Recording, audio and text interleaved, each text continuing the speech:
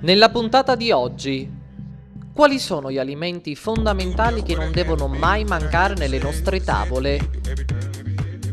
Shushidu e uova di Pasqua, come si preparano?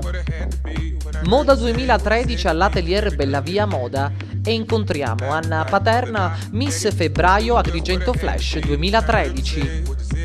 I giovani, il divertimento e i cocktail. Benvenuti nella nostra Gallery, la nuova trasmissione di Televideo Agrigento che ci farà trascorrere un po' di tempo insieme. Faremo un viaggio nel mondo della bellezza, del divertimento, della salute e del tempo libero. Verrete con noi nei saloni medici, nei saloni di bellezza, proprio per scoprire quali sono le novità del momento. Ma entreremo anche nelle cucine dei ristoranti, nei pub e soprattutto nei locali di tendenza. Incontreremo miss, chef, trainer, ma anche gente comune come noi per scambiare opinioni e divertirci insieme. Diventiamo dunque amici e ci divertiremo insieme, arricchendo al contempo il nostro bagaglio culturale. Signore e signori, benvenuti a Gallery. Conosciamo adesso la figura del nutrizionista. Quali sono gli alimenti che non devono mai mancare sulle nostre tavole? È andata per noi Loredana Messana.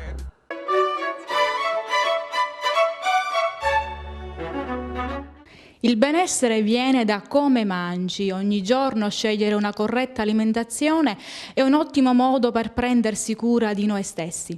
Ne parliamo con un esperto, il dottor Sergio Scordino, dietista e nutrizionista.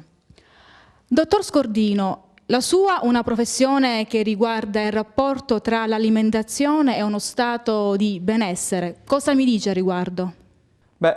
Sicuramente il concetto di benessere è strettamente correlato quindi a quello di alimentazione, di sana alimentazione, così come quello appunto di benessere è anche correlato a quello di salute. Per capire tutto questo possiamo rifarci a una frase che è un po' datata però risulta valida a tutt'oggi, che è quella che la salute viene mangiando. Io aggiungerei anche che viene mangiando nelle giuste quantità.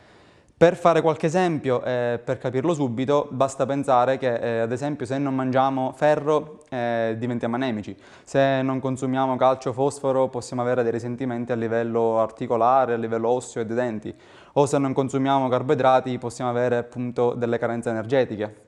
Viceversa, se assumiamo ad esempio troppe calorie, riusciamo di portarci uno status di sovrappeso o di obesità, così come consumando troppe proteine rischiamo di sovraccaricare e quindi di far soffrire quindi la funzionalità renale, oppure ancora se assumiamo troppo sodio aumentiamo la pressione e quindi tutte le patologie esse correlate, in primis quelle cardiocircolatorie. Quindi di questi esempi ne potremmo fare veramente tantissimi. Una persona che cura anche il proprio corpo avrà sicuramente un livello di autostima e una visione più positiva della vita, più ottimistica, e quindi abbiamo capito come facilmente si correla il livello quindi di benessere a quello dell'alimentazione che si costruisce di giorno in giorno sulle nostre tavole. Quali sono gli alimenti che non devono mancare nella nostra tavola? Diciamo che non deve mancare sulla nostra tavola mai nessun alimento, perché tutti gli alimenti sono appunto essenziali e indispensabili alla nutrizione umana. In realtà come alimenti essenziali, quindi quelli che devono apportare tutti i nutrienti che servono al nostro organismo, per capire quali sono, visto che ormai in commercio esistono centinaia di prodotti differenti e quindi questo può anche creare confusione, dobbiamo un attimino proiettarci ad esempio a 500-600 anni fa e pensare a cosa e come mangiamo i nostri avi. Quindi sicuramente non possono mancare alimenti che sono fonti di proteine e ferro come carne e pesce, oppure fonti di proteine e calcio come latticini, latte quindi, e i suoi derivati. Così come non rientrano in questa categoria ma apportano anche proteine di alto valore biologico anche le uova. Non possono mancare oltretutto alimenti che apportano quindi carboidrati, fonti energetiche come i cereali, il più consumato in Italia è sicuramente il frumento anche sotto i suoi derivati pasta e pane, però anche altri cereali possono essere consumati tranquillamente, il kamut, l'orzo, segale, farro. Hanno proprietà miste fra quelle come le proteine e quelle dei cereali, si può dire in maniera molto semplice e molto generica, anche i legumi, che sono anche ottime fonti di fibre che troviamo e dobbiamo assumere con le verdure, così anche come con la frutta che porta anche insieme alle verdure sali minerali e vitamine, E poi in questo elenco, ultimo ma non per importanza, semplicemente possiamo elencare, quindi non devono neanche qui mancare, i grassi, perché hanno un'importantissima funzione plastica, regolatrice, ormonale, e il più importante sulle nostre tavole è appunto l'olio extravergine d'oliva, che è anche un ottimo antiossidante. Anche l'acqua è indispensabile per la vita e per la salute fisica. L'acqua è indispensabile sì, perché è un elemento essenziale, quindi vuol dire che dobbiamo per forza prenderlo con l'alimentazione e non riusciamo a produrlo da solo, anzi il nostro organismo dissipa costantemente acqua, ad esempio oltre che con gli organi emuntori, quindi con le urine e con le feci, le dissipiamo anche con la traspirazione cutanea o proprio con la respirazione polmonare. Il nostro corpo quindi ci fa capire quanto è importante l'acqua, perché siamo composti per circa il 65% da acqua. Questa percentuale è un po' più alta nei bambini, un po' più bassa poi negli anziani. E basta un 2% di disidratazione per far sì che tutte le reazioni metaboliche del nostro corpo che avvengono nelle cellule in ambiente acquoso, quindi non ci fanno stare al massimo dell'efficienza. Quindi sul tipo di acqua da bere cambia da soggetto a soggetto, quindi fra quella oligominerale o altamente mineralizzata. Però in maniera generica possiamo consigliare quindi di consumare almeno 1,5 litri di acqua al giorno, possibilmente durante tutto l'arco della giornata, e dipende, a volte possiamo o meno allontanarla anche dai pasti, dipende se soffriamo appunto di problemi di gonfiore o meno.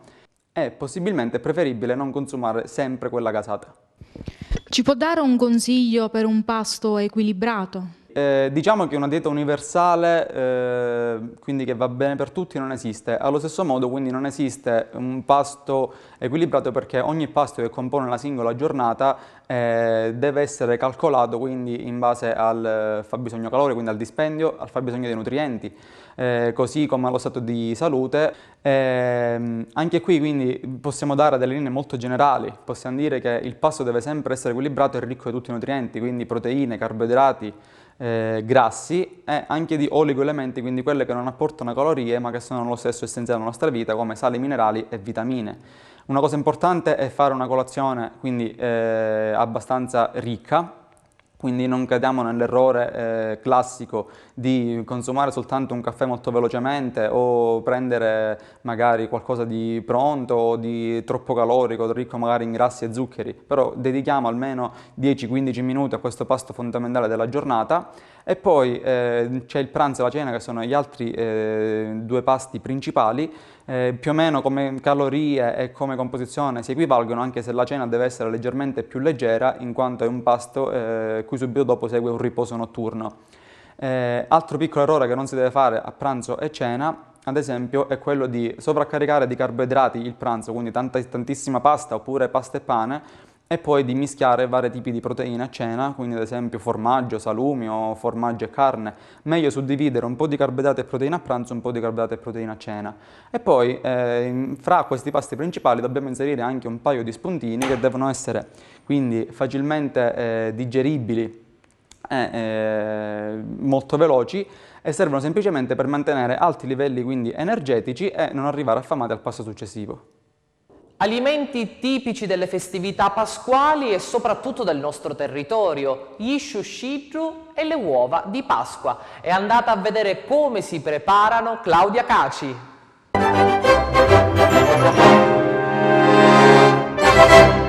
Abbiamo già iniziato da qualche giornata il nuovo modulo è prodotti e piatti tipici, quindi giustamente come hai detto i piatti tipici della cucina regionale. Piatti tipici e prodotti anche tipici che hanno una certa attinenza al territorio.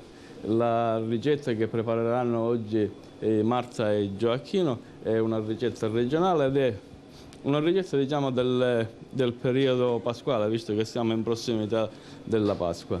Il nome esiste solo il nome regionale, diciamo, il nome nostro e quindi il nome in dialetto, che è lo sciusceddo pasquale. È un piatto della cucina baronale, tipica regionale nostra.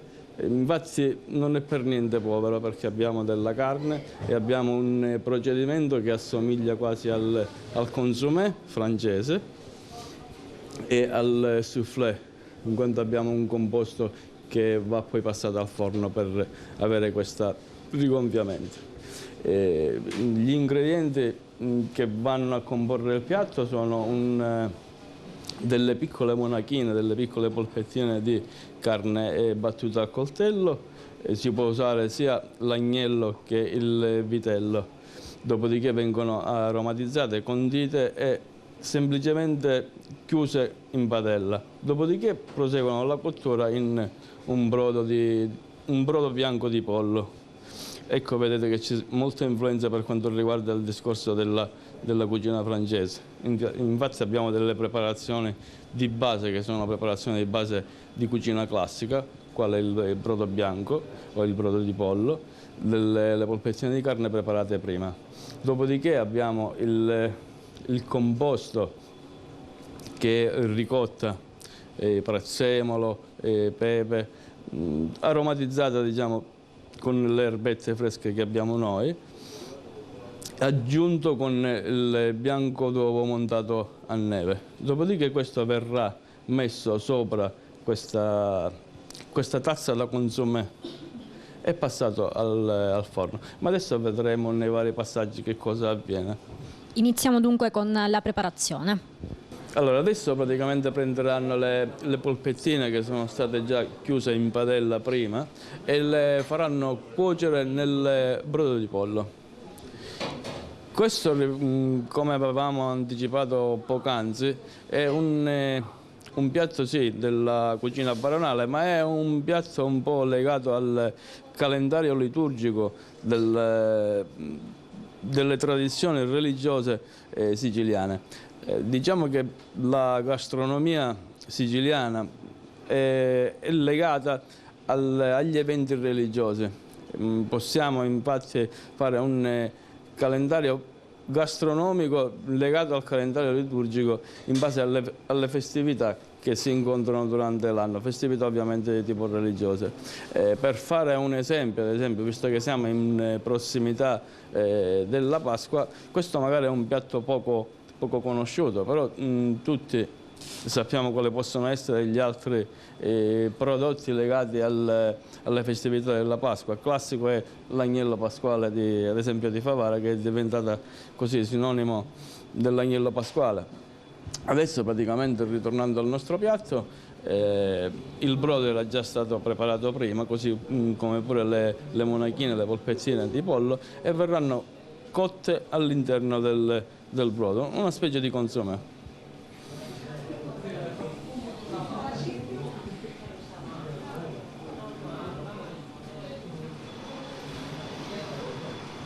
Le polpettine per quanto tempo dovranno cuocere? Le polpettine, una volta raggiunta l'ebollizione del brodo, un paio di minuti e sono già pronte, anche perché poi finiranno la cottura dentro il forno. La cottura quella sarà una cottura dove gli ingredienti vanno combinati. Avremo sicuramente gli umori del brodo che passeranno alle polpettine e il tutto poi passerà a questo composto di ricotta che lo solleverà e lo porterà in alto. Allora, siamo quasi alla fase finale di preparazione di questo prodotto, che ricordiamo il nome esatto è chouchèdre. Perché chouchèdre?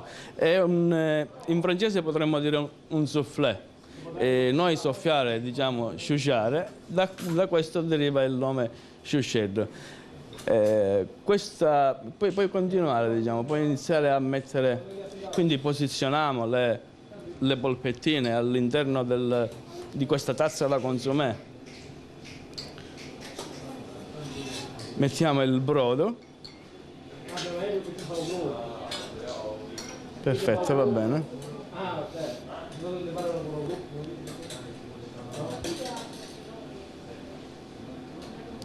Perfetto, fai attenzione a non ungere il bordo perché poi non ti si attacca, se no lo vai a pulire con un pochettino di carta.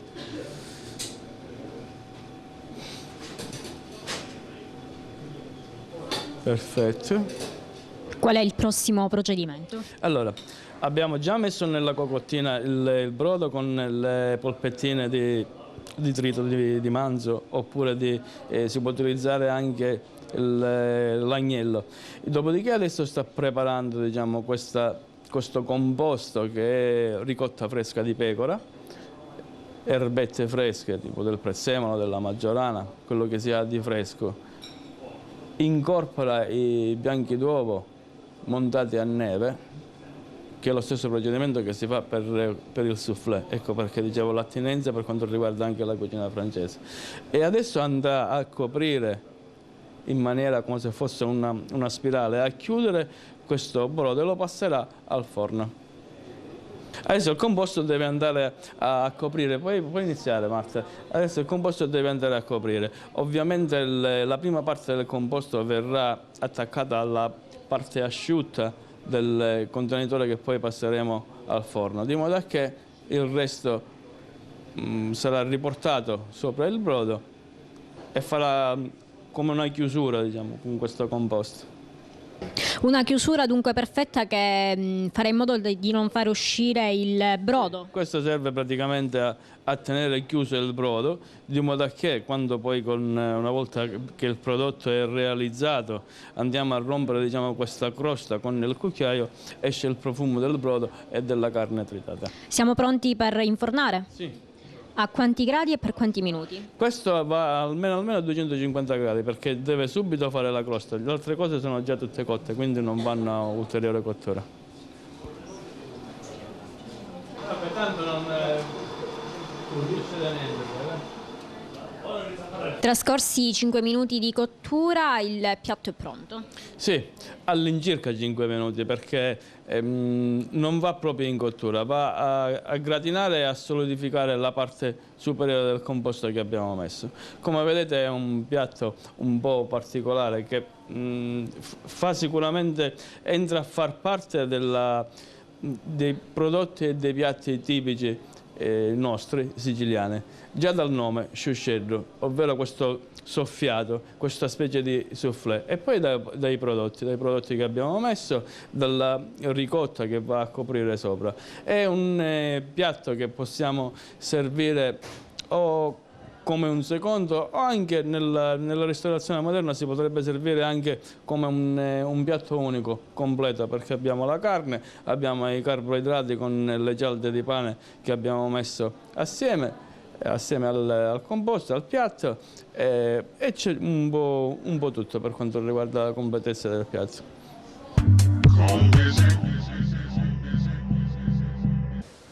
I ragazzi di pasticceria, dopo aver studiato i moduli della pasticceria di base e della pasticceria tradizionale con il docente Di Carlo, oggi si approcciano a quello del cioccolato.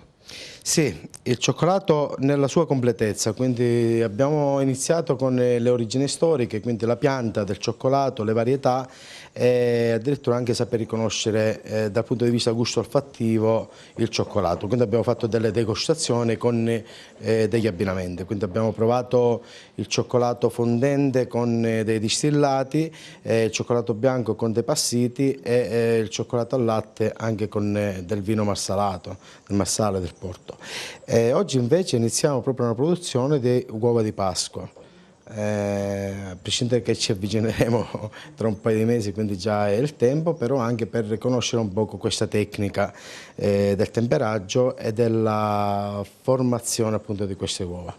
Con la stessa tecnica del temperaggio produrremo anche dei cioccolatini dove all'interno metteremo delle ganache naturalmente prodotte da noi, delle ganache al Grand Marnier e delle ganache al whisky. Allora, abbiamo temperato il cioccolato al latte a una temperatura di 30 gradi. Il temperaggio è una tecnica che va fatta alzando la temperatura del cioccolato, facendolo arrivare a circa 45 gradi e poi raffreddarlo con dell'altro cioccolato tritato, tanto da farlo arrivare appunto a 30 gradi. In questo momento cosa sta facendo? In questo momento, dopo aver temperato, sta riempiendo lo stampo appunto per i cioccolatini, è uno stampo a forma di carta, cercherà di spalmare in maniera con dei gesti naturali il cioccolato all'interno della forma, ora girerà la forma e quindi toglierà il cioccolato in eccesso. Per passare a questa lavorazione il cioccolato deve avere una temperatura precisa? Sì, dicevo che il cioccolato al latte deve avere la temperatura di 30 gradi. A questo punto passa la spatola in modo da togliere la parte in eccesso, quindi rifallo, molto bene, e lasciamo raffreddare in modo che il cioccolato solidifica qualche minuto. Posalo qua. Si fa raffreddare a temperatura ambiente? Ambiente rigorosamente, assolutamente non va messo in frigo o in abbattitore o in congelatore, in quanto il cioccolato acquisisce molta umidità. Adesso passiamo a riempire i cioccolati. I cioccolati con la ganache che abbiamo sempre fatto con della panna, del cioccolato e l'abbiamo aromatizzato con del whisky. Il procedimento è semplicissimo, basta far bollire della panna, poi temperarla con del cioccolato fondente e aromatizzarla quindi con il whisky. Passiamo alla seconda colata di cioccolato. Alla seconda colata di cioccolato che va a sigillare appunto la ganache che abbiamo messo, quindi a questo punto la signora metterà il cioccolato in tutte le formine appunto a forma di scarpa e andrà a togliere l'eccesso con la spatola. Ecco, va bene così.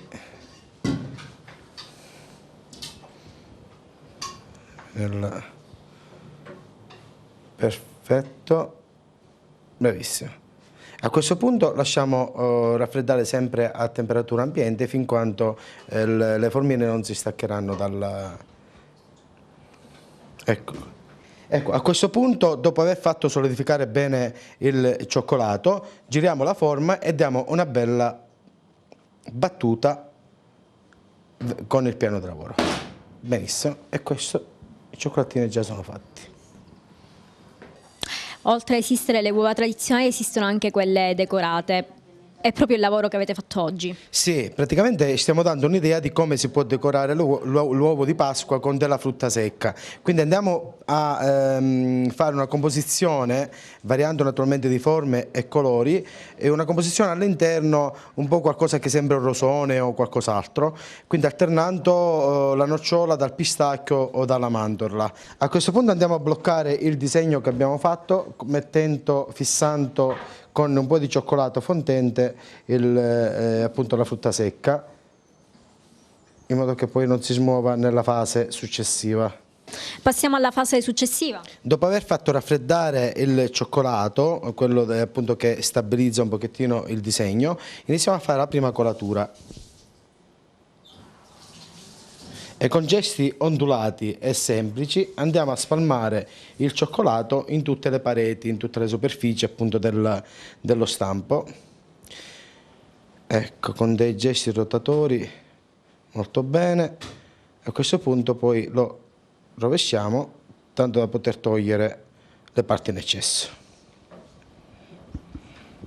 Con un gesto secco andiamo a fare queste vibrazioni in modo da togliere appunto il cioccolato. Questa fase va ripetuta per ben 2 volte. A questo punto, essendo stato fatto un ottimo temperaggio, l'uovo si stacca facilmente dalla forma e lo mettiamo a riposare per qualche minuto per poi poterlo unire con l'altra metà. Passiamo adesso all'assemblaggio delle uova. A questo punto appunto andiamo a spalmare un po' di cioccolato nel bordo, un po' di cioccolato naturalmente fuso, temperato, e cercando di farlo andare verso l'interno anziché all'esterno.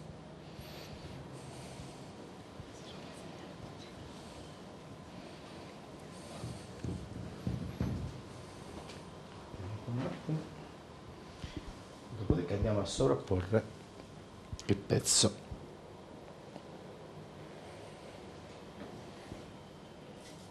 Praticamente facciamo un'opera di saldatura. Lo lasciamo riposare nella forma. Facciamo l'operazione anche con un uovo più piccolo. Posso anche fare questa tecnica a immersione. Vado poi a sigillare.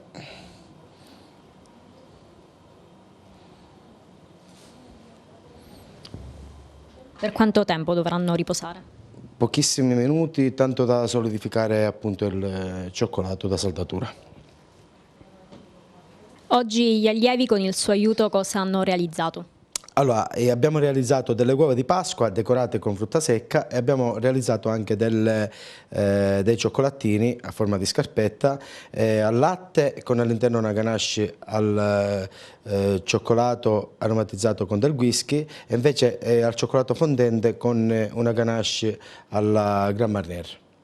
Possiamo passare adesso alla degustazione? Certamente, alla fine, quindi dopo aver lavorato e sofferto un pochettino simpaticamente, passiamo alla degustazione. Gli abbinamenti ideali per il cioccolato possono essere per un buon cioccolato bianco un ottimo passito di pantelleria, invece per il cioccolato al latte va bene il Grand Marnier e naturalmente per completare per quanto riguarda il cioccolato fondente va bene un grappa barricato o addirittura un rum invecchiato. E finalmente è arrivato il momento della moda, della bellezza e soprattutto della tendenza. Loredana Messana è andata per noi in un noto atelier dell'Agrigentino, parliamo di Bellavia Moda, dove si è fatta aprire, diciamo, gli armadi di quella che è la collezione Primavera-Estate 2013. Ma non solo, è andata anche in un backstage di una bellissima modella che è tra l'altro Miss Febbraio Agrigento Fresh, Anna Paterna. Vediamo.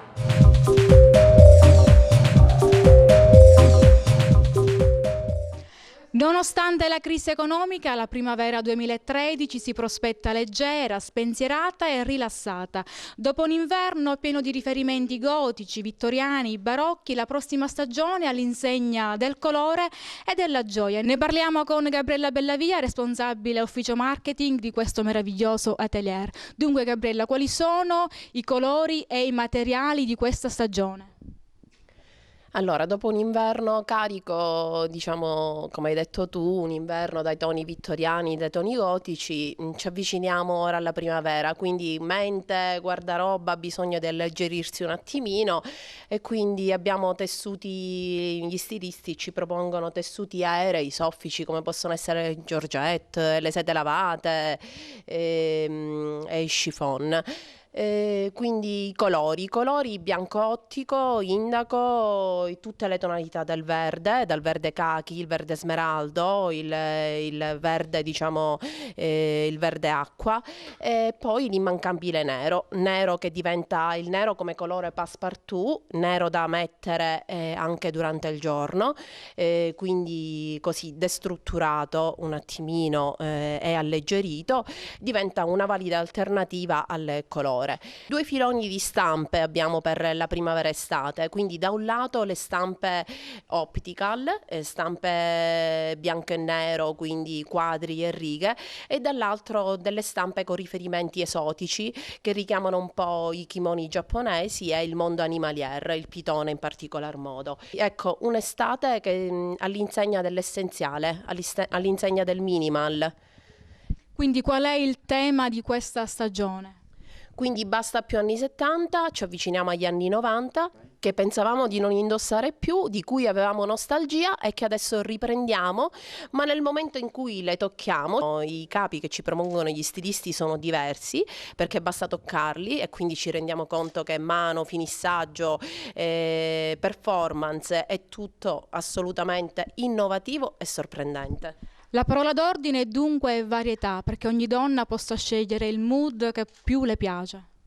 Sì, la parola d'ordine secondo me è sensualità che non è solamente un vestito a fare sensuali le donne, ma è un modo d'essere e un aspetto, a mio parere.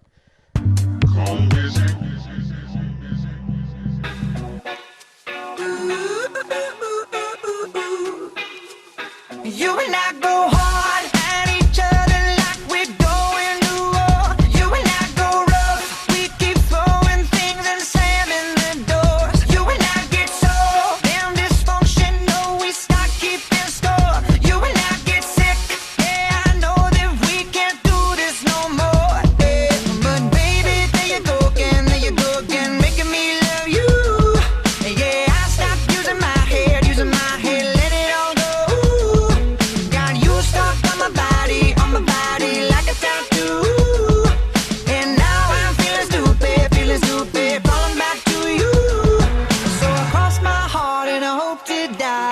Anna Paterna, Miss protagonista del giornale online Agrigento Flash per la rubrica Le Miss di Agrigento Flash. Ma chi è Anna e che cosa fa?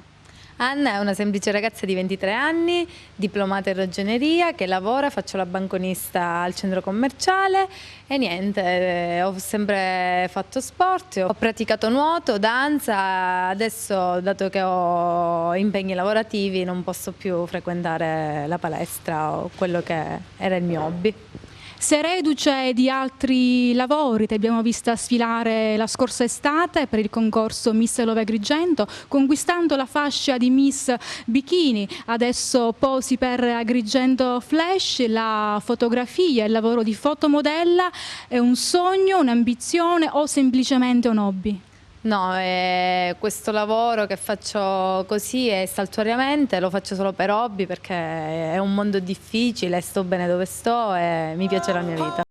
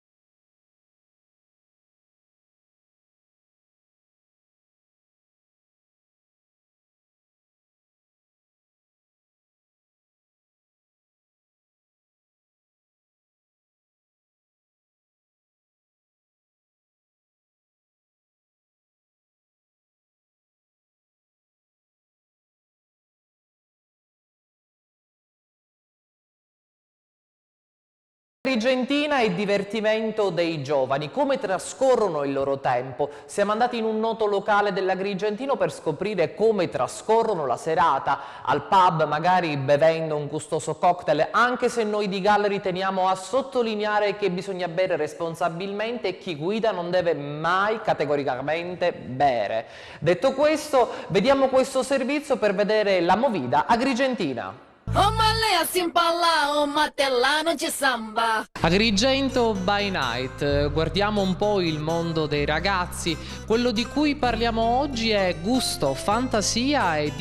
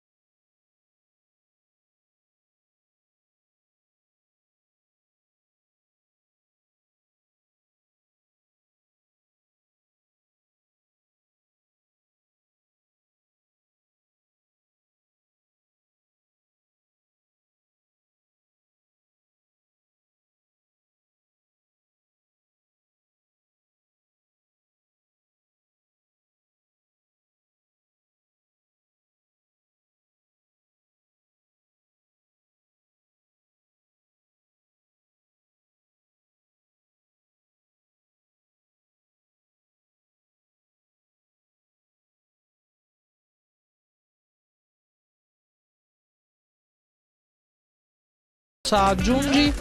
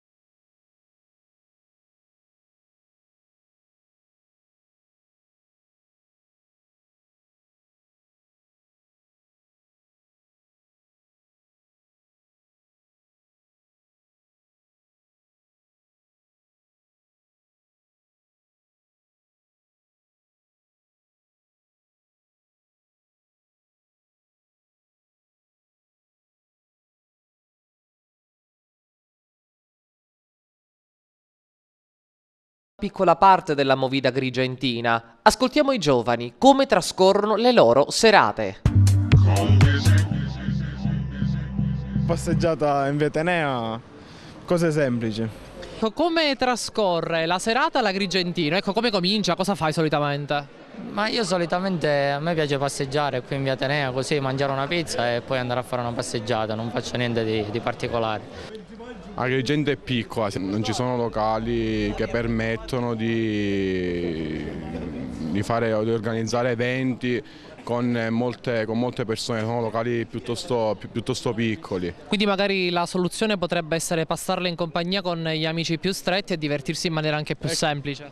Questa è una soluzione, sì, la migliore credo.